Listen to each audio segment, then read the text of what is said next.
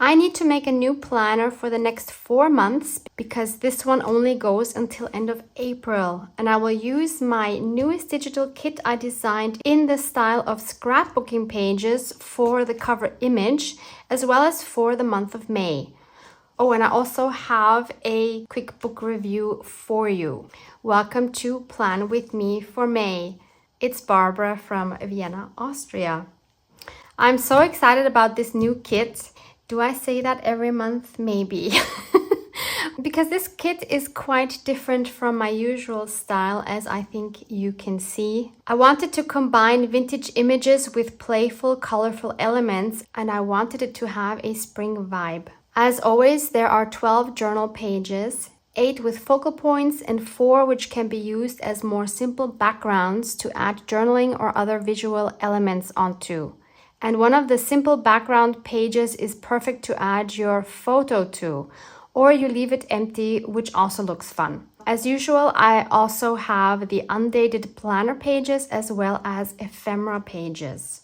The journaling cards are also really fun to use as greeting cards, like I created here by simply adding the happy birthday and a few more butterflies to make it more dimensional. I also created a coin envelope to put the card into using the background pages, and I love the way they go together. All of these are available both in A4 and US letter format, so please check which one you're selecting if you are interested in purchasing this kit. You can find all the links below this video as well as my Plan With Me playlist 2023, where you can also find a video of how I made the planner I'm currently still using. I haven't added anything new to my April signature since the last video where I created this card here. So this postcard here was a freebie. I will link that again for you below this video, which is made from some collage fodder that I made using my handmade stamps. You can find the video where I made this card and talk about being kind to yourself below this video as well. But there is one thing I would like to add to my April signature, which is this card. I just covered my address with this tag from my current kit. This is a card that is very, very special and dear to my heart because it's made by Elko, the brother of one of my dear friends, Maureen. Elko and Maureen always watch my videos together, and Elko wanted to make a card for me. So, sweet Elko and Maureen, I'm sending love and hugs to you both. I know Maureen helped him a little, and I know Elko loves picking out and sticking down fun stickers, so I'm super excited to see what he made.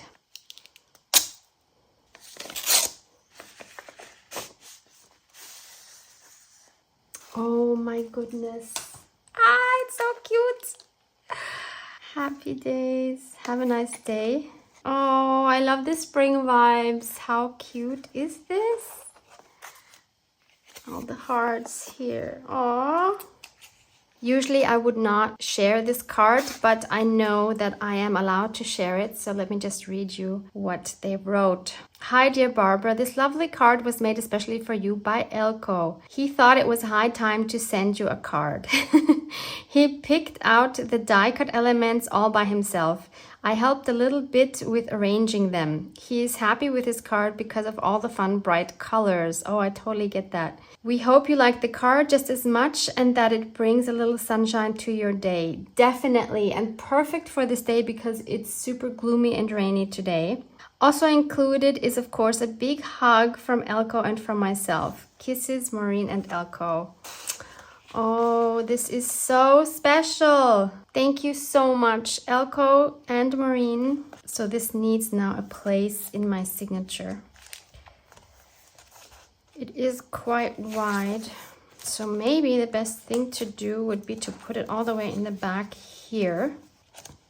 And let me check my ephemera. So I put all my leftover ephemera from the Dragonfly Resurrection kit from April into this pocket. Oh, what about this tuck spot? That might just be the perfect one. I think the colors go together really well. And I could just glue that on here and then stick the card inside. That way it has a little more space. So I'll just use my, my textile glue.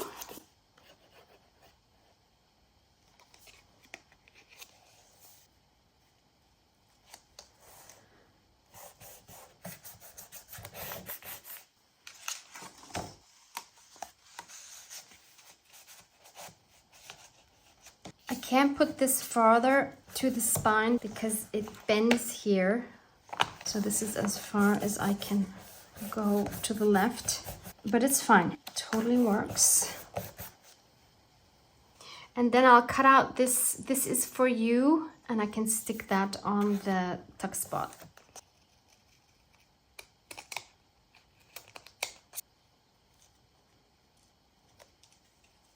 Actually, I should have left the gold underneath, so I'll just stick it on again and cut that out one more time.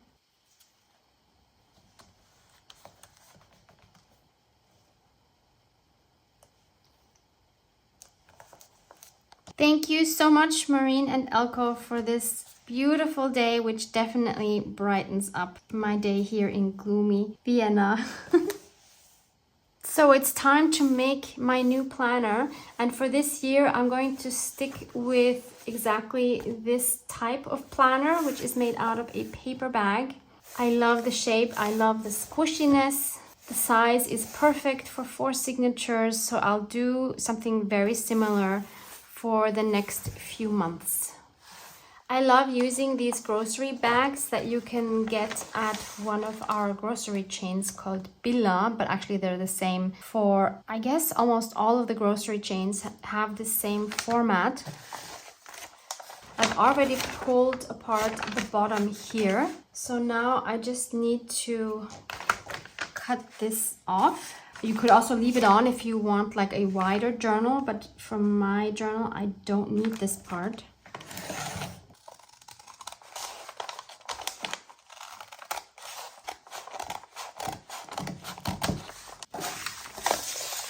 Then I need to cut off the handles.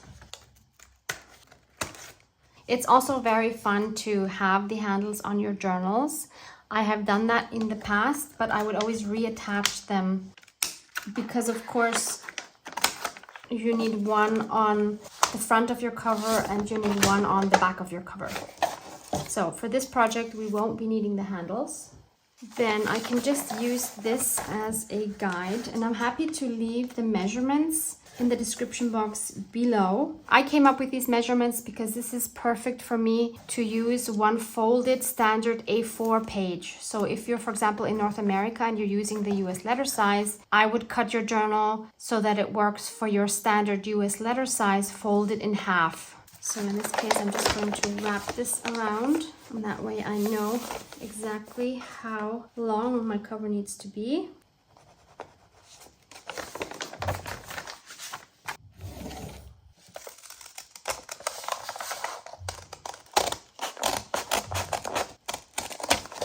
And then I need to cut down to the right height, which is just a little bit bigger than my A4 page folded.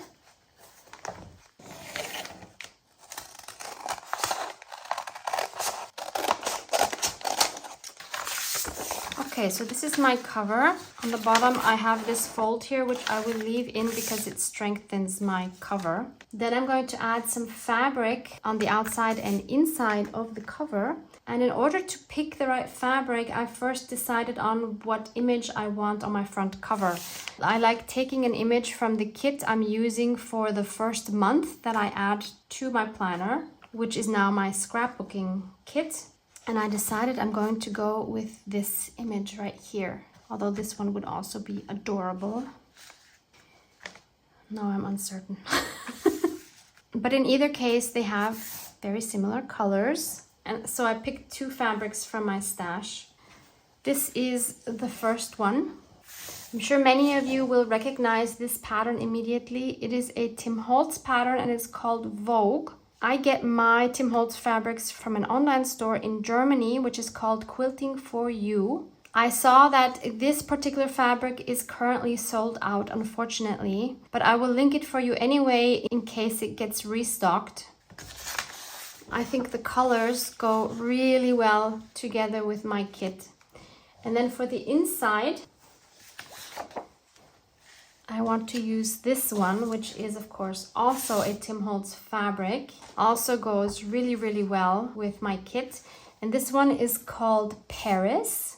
And this one is currently available at the time I'm filming this video. So I will link both of these for you below this video. If you're on another continent and you don't want to buy from Germany, I'm sure you can find Tim Holtz fabrics closer to you. So this is the outside, this is the inside. So I need to cut both of these fabrics. This one is barely enough for this cover. Actually, the width is perfect. I just need to cut down the height. So I'll cut both of these just a tiny bit bigger than my paper bag.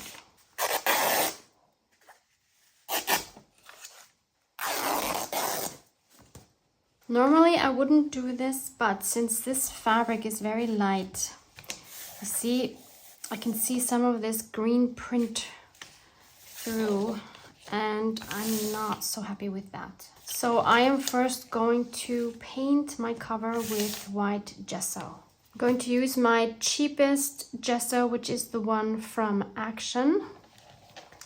It's quite thin.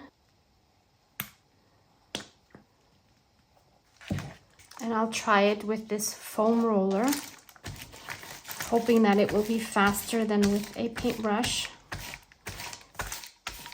And I can already see I'm going to need more than one layer for this.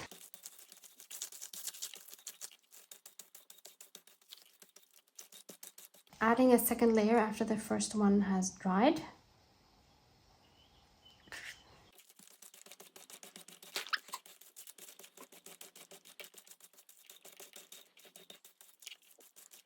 That should do it, and I'll do the same thing for the back side.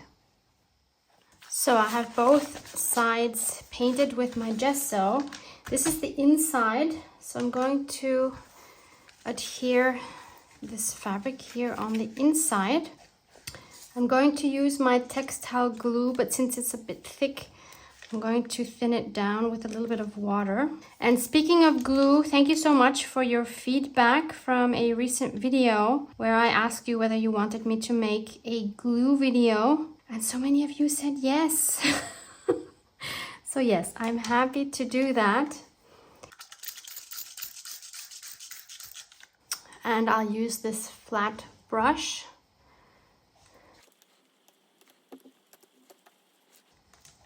I will be sewing around the edges, but I also want to make sure it's adhered on the whole surface.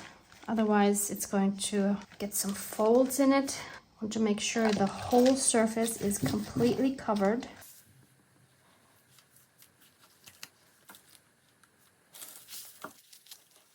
I think I cut this a bit crookedly, or it was cut already crookedly. I have a little bit of white showing here. It's not the end of the world. I'd rather have it showing on the bottom. I want to make sure there's no folds. So I'm just ironing it with my vintage iron, which is of course not hot. But it's a very nice tool to get rid of creases. I really didn't do a good job. Look, I have some of the paper bag showing up here, but I have a big overlap here. It's also showing down here. I really didn't do a good job with this, but it's okay. It's the inside, it's my planner. I'm not going to worry about it. And this time I also want to add a little pocket here on the back inside.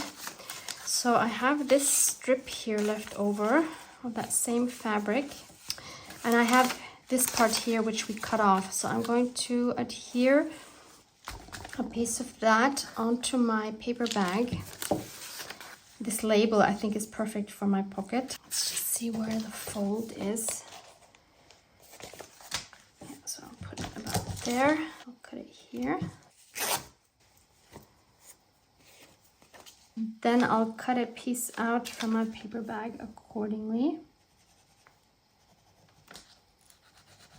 Also, thank you so much for your feedback. I asked in my video where I made the coin envelope made out of packaging, fabric, and paper. I asked you, I never knew what scissors to use when I use a combination of paper and fabric. Like when I glue fabric onto paper, do I then use my fabric scissors or my paper scissors if I'm going to cut through the whole thing?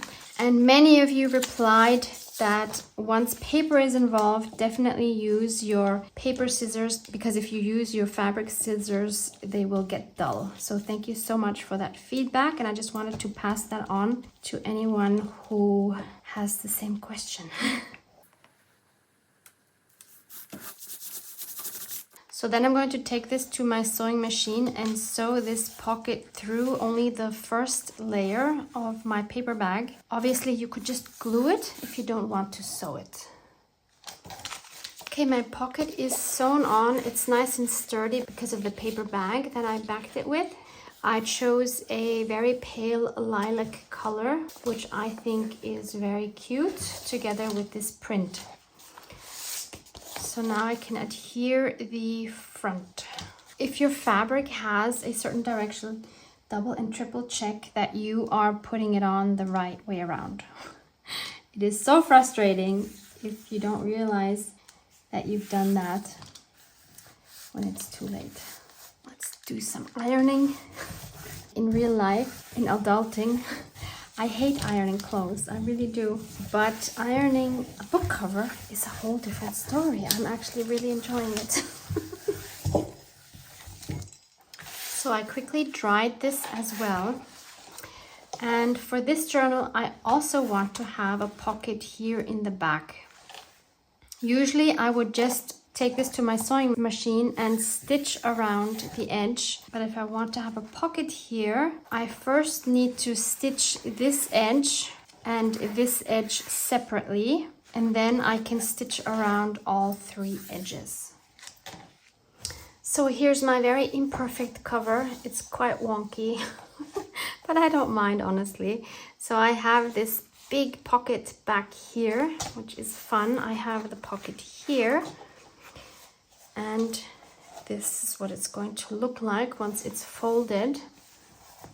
And I still haven't made a decision as to which image I want to put on the cover. I printed this paper on matte photo paper because the quality of print is so much more vibrant than if I would print it directly on my 200 GSM cardstock. Let me show you a comparison. So all of these ephemera pieces are printed on my 200 GSM cardstock. So here we have a direct comparison. So here's the journaling card. You see how faded this is compared to this print? So if your printer isn't printing the colors that you are expecting because they look different on screen, it's most likely because you're not using the right paper. So if you use copy paper, even high quality copy paper or cardstock, it's not going to have the same vibrance as when you print it on photo paper.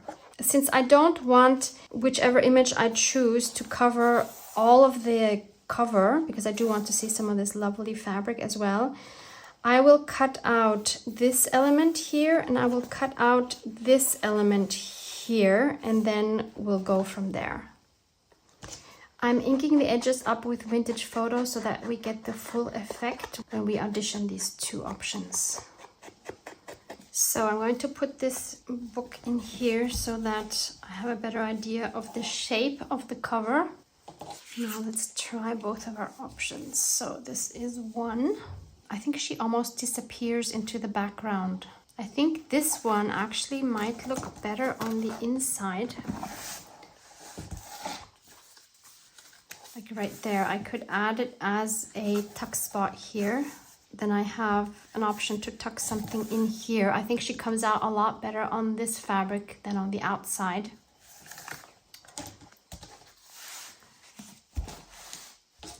And then we have this one here. And I had an idea for this. I have this piece of lace. And I thought it might look nice if I add this underneath here. I think then this comes out a lot better. And I could even put the lace around the spine. I would cut it shorter after I sew my signatures in. I also thought it would be fun maybe to add another doily, since we have this doily here, but I cannot seem to make that work. So I tried different options, but I don't really like any of them. This one is very big. But I think what I don't like about these doilies is that the color is so different to my printout, which is quite gray because of the photo paper. So I don't really like it. And it's too much somehow. Yeah, this is not happening. So I'll cut down the lace to fit the height of my book. And I'll trim this just a little bit and straighten that.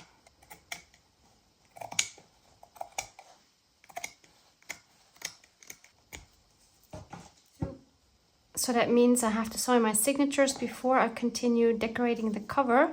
I have recently coffee dyed some A4 copy paper. I use 4 pages per signature and I have 4 signatures. So that's 16 pages in total that I will fold in half. And then I will add maybe 1 or 2 smaller pieces per signature. And I just remembered I have some avocado dyed papers in one of my boxes. This one here is too short, but these actually are perfect for this journal. I don't love these, but I think if I add like 1 to a signature, that would be fine. These are super dark. Obviously, I've added some yellow ink to this. So I'll use 2 of these and 2 of these and take 4 of these away.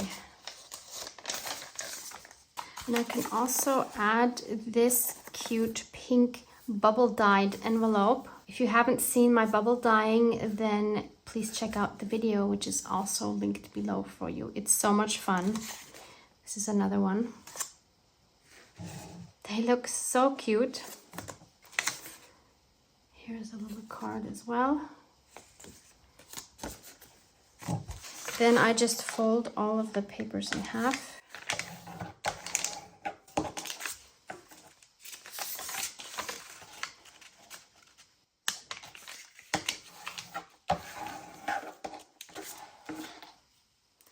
And then I'll always take 3 of these and I'll add one of the pink purple ones. 3. And just make 4 signatures like this.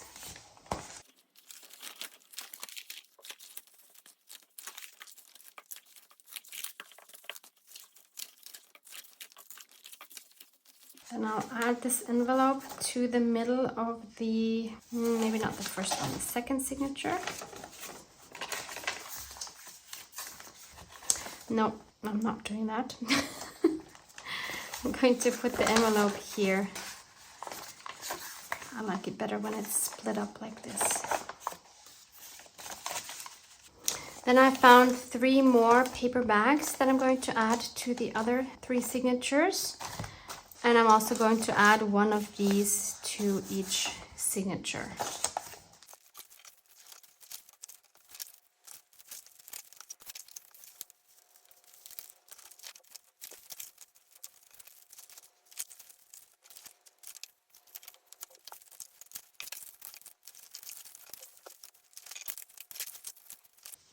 I have already prepared all my planner pages, so I printed these out on the matte photo paper as well. I've already stamped all my dates. I've inked up all the edges. And I'm just going to glue these onto my first signature pages before I sew them onto the cover. This one is going to be my May cover page, and I'm just using art glitter glue to glue them down.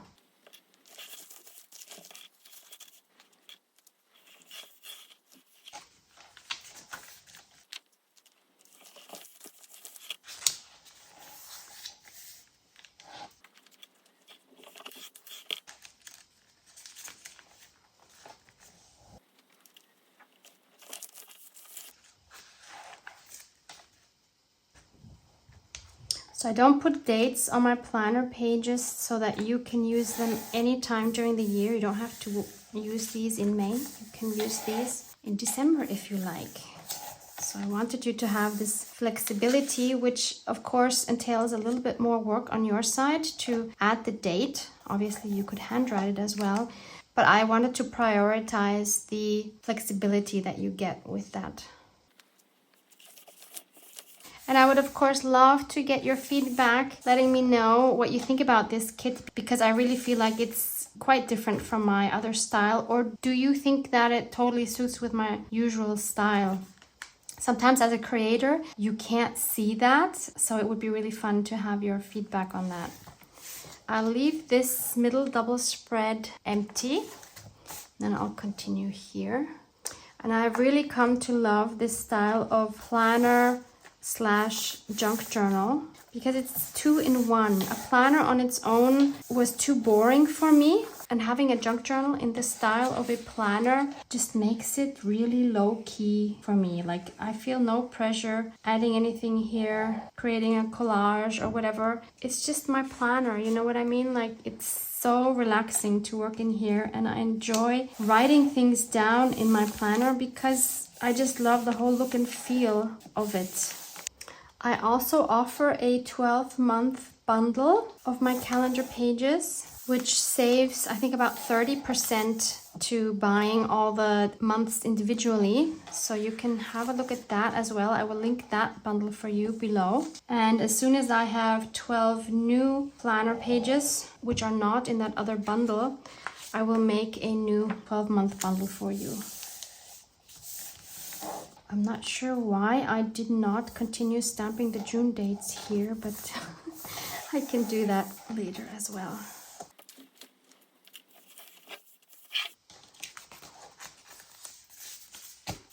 So now I'll go ahead and sew in the signatures. This time I'm going to make myself a template for my holes. And I just measured this by checking on my previous planner. So this is approximately the width of my spine. I will tell you that measurement in a moment. I should have just kept the template I used for this. So I will keep this now for my future planners because I want them all to be in the same style for this whole year. So this template is 6 centimeters wide and 23.5 centimeters tall. And in inches, it's about 2.5 inches wide and almost 9.25 inches tall. So I'm going to find my center, which is easy using a graph paper like this, which is right here. And I want my signatures to be 1.5 centimeters apart, which is approximately 0.7 inches. Since I have 4 signatures, how do I do this? So 2 of these squares are 1 centimeter. That makes it a lot easier. It would be so easy if I had 3 signatures. I could just go out 1 centimeter and 1 centimeter from the center and they would be even. But in this case, with 4 signatures, this is not so easy mathematically. I want a 1.5 centimeter gap in the middle. So from the middle, I have to go out half of that, which is a really weird measurement. And then I need to measure 1.5 centimeters from that here and here. Okay, that actually looks very even, so that's cool. And then I'm going to do a 7-hole stitch. So again, I need to figure out the middle. I'll do that by just folding it.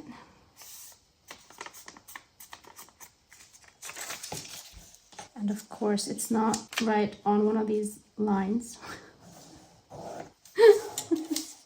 So then I need 3 more holes on each side and I need to space them evenly. So I'll say 3 centimeters from the middle. 1, 2, 3, 3, and 3 centimeters. And I'll do the same thing for the other side. You know how to do the rest. You poke holes where the lines cross, and then you fold the template on one of these lines. You make sure the papers in your signatures are where you want them to be. You clamp them down and you poke the holes the same as you have them on the template. I think poking the holes is the most fun part of sewing in the signatures. One more tip, when you put your template in the middle of your signature and it's longer, like mine is here, it's good to mark where the top of your page is so that you know for the next signature, this is where you need to line up the template so that all the holes are the same on each signature.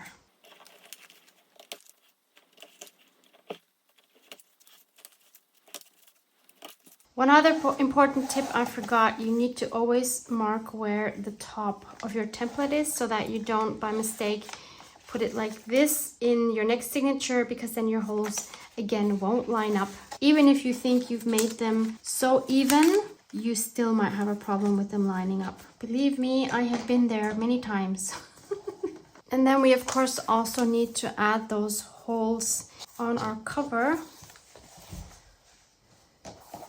So we can fold it and then see how it needs to lay in there. So I see this will work. And then I'll use some washi tape so that it won't move. And then just poke all my holes accordingly. I'm choosing this light pink thread. And I'm going to sew my signatures in, starting from the bottom, going in, out, just all the way to the top, and then do the same thing coming down and then tie them off in the middle of my signature on the inside here. And I'm taking 3 times the height of my book.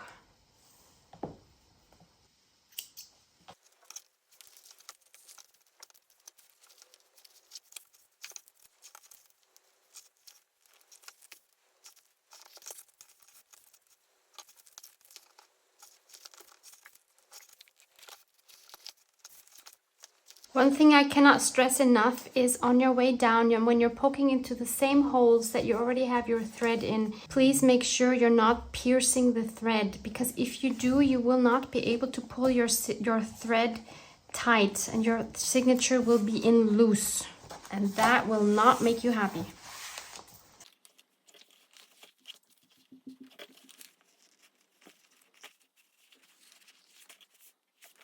And I know sewing in the signatures can be daunting to a beginner, but just try it. I mean, what's the worst that can happen is that you just have to open it up again.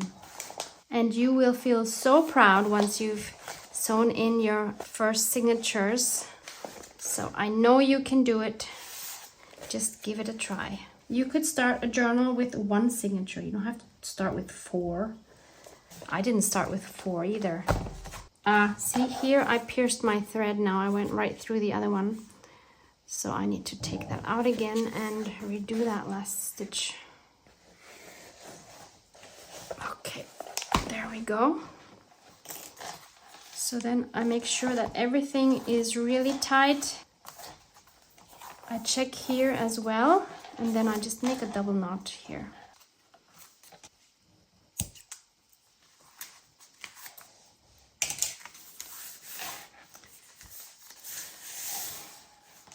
Last one. That's always such a huge feeling of accomplishment once all signatures are sewn into a journal. Don't you think? So this is what we have. From experience, I know this will turn more into a square planner once it's filled a bit more. You see here in comparison. Now it's still quite round. And look how much it grows. Wow. That's quite a difference. And I started off exactly the same. So now I'm going to add in my tuck spot here on the inside. So I'll glue that down here and here.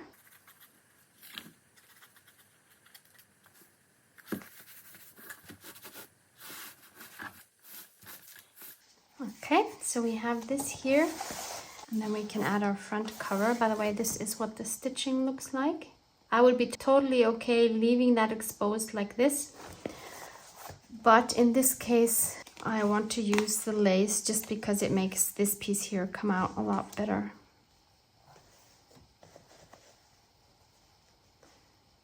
So just need to find out where I need to put it. So let's add some glue. We can do this section by section.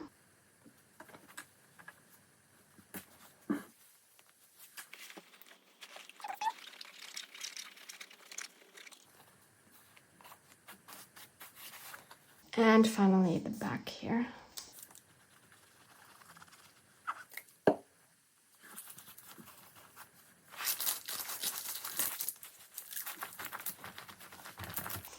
I stitched around this here. You can barely see it. I used the same thread as for the cover, of course. And now I'm going to adhere this just on these 3 edges so that it remains a tuck spot. I don't know that I'll actually stick something in there, but I like having the option available.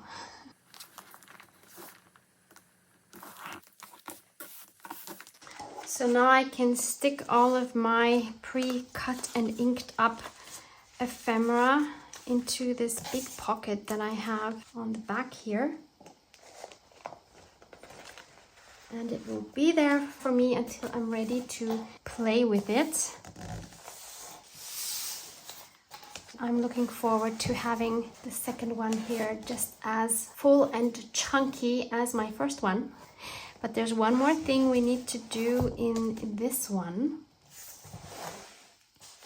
which is the book review. So as I mentioned, I read this book called Confessions by Kanae Minato. And this book was unlike any other book I have ever read. So let me quickly tell you a little bit about the author first. So Kanae Minato is a Japanese writer of crime fiction and thriller, and this was her first novel, and it became a bestseller and won the Japanese Booksellers Award. Also, a movie was made based on this book with the same title, which was nominated for the 2011 Academy Awards. I have yet to watch that movie, but I'm very much looking forward to it. Minato has been described in Japan as the Queen of Iyamizu. I don't know if I'm pronouncing that correctly, which could be translated as Ew Mystery, which is apparently a subgenre of mystery fiction which deals with the dark side of human nature. So super interesting. This book has a 4-star average rating on Goodreads. So the main character, Yuko Moriguchi, has chosen to retire from teaching after her 4-year-old daughter drowned in a pool at the school where she's teaching. As a single mother, the death hit hard, and Moriguchi faces her students one final time to deliver an end-of-year lecture. During this final address, she admits that the death of her daughter was no accident and that 2 students are responsible, choosing not to reveal them to the class. So she has planned a revenge even after the police deemed the death an accident. The story consists of 6 different narratives, all linked to the murder or people who knew the murderer. Each narrative brought something unique with their storytelling. Some told how they knew the murderer and how these events affected them. So this is a crime fiction that will keep you hooked even though you seem to know everything that happened from the beginning. It reveals the murderer in the first chapter. You're hooked even though you know there's nothing much to drill in the following chapters so as to solve who did the murder. The best part of this book were the explanations why or how the culprits turned out the way they are. It has really interesting twists and reveals, and some parts are quite disturbing. So please note trigger warnings for self-harm, harm to others, and extreme neglect. I gave this book 5 stars, and I've already ordered her second revenge thriller called Penance. So let me add this to my last page here. Oh, this makes me so happy.